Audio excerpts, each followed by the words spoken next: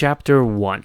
Upon a six-sided pattern, night elves stood, bent over a symbol, exhausting themselves with magic, in a tower that gave hope once, and now gives only fear. An elf watches the process and drives the other on, to continue their vile magics. From under their hoods, the casting night elves can only be seen from their glowing eyes, but the one pushing them on has black eyes somehow, with a red line on the horizontal. It is the same one that stands untired, that drives the other ones with hunger.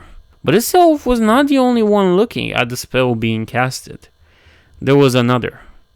A woman that stood upon a chair of ivory, that looked very much as the queen she was. She observed the spell, the ruby upon her crown gleaming the arcane energies.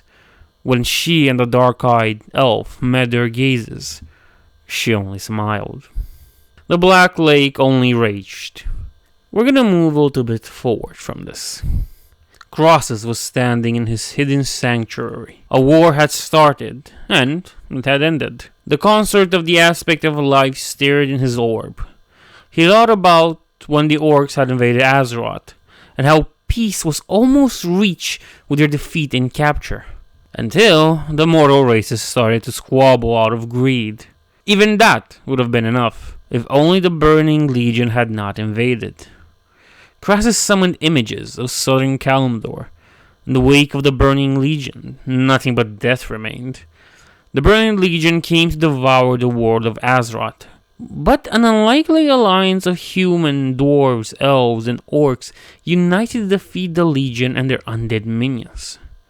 Crassus looked upon what will soon become Orgrimmar and one of the heroes of the war, Thrall. Moving images once again, Crassus summoned a place that was once his home, Dalaran. Once a majestic city of magic, now left in ruins. Crassus knew he would have to take up leadership and help the mages out to rebuild Dalaran. But in the end, Crassus was content.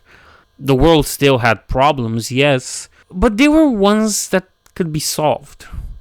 From orc farmers to orc mage nobles. Pleased with this knowledge that the world will survive once more, he entered a cavern in his lair that had enough space for him to turn into his dragon form. But when he tried to do that, he realized he couldn't. A powerful voice would ring in his mind, calling him. Crassus turned back into his elven form, looking around the room to try and find what is calling him. Or who. Yet there was no one there. When he resumed his transformation, the voice called him once more. Now he remembered the voice. He knew who was calling him. Crassus cried back, asking what is wrong from the dragon that didn't need help of any creature.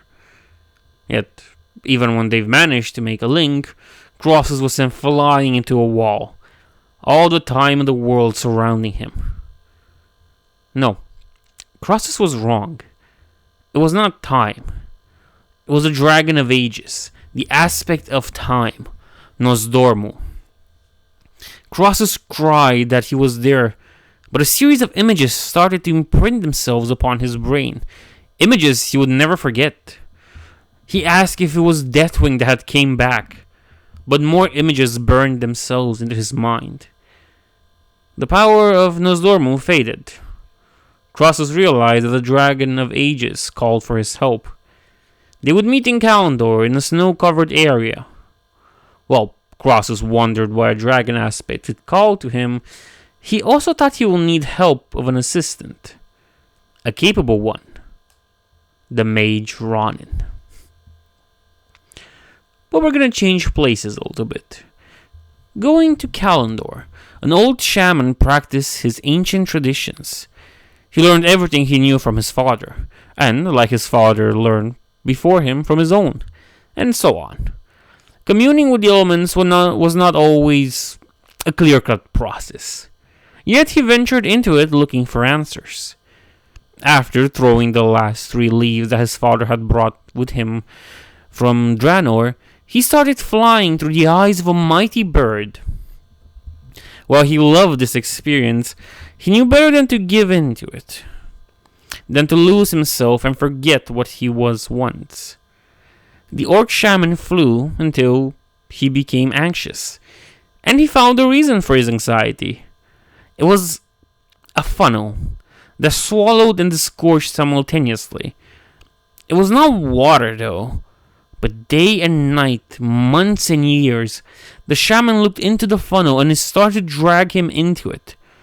The shaman called upon the elements and the spirits, and they've answered to his success, but they were delayed somehow. Should they have been delayed just a little bit longer, he would have been taken by the funnel. Now he was coming back to his senses, into the real world. The shaman realized that he needed to inform Thrall about this.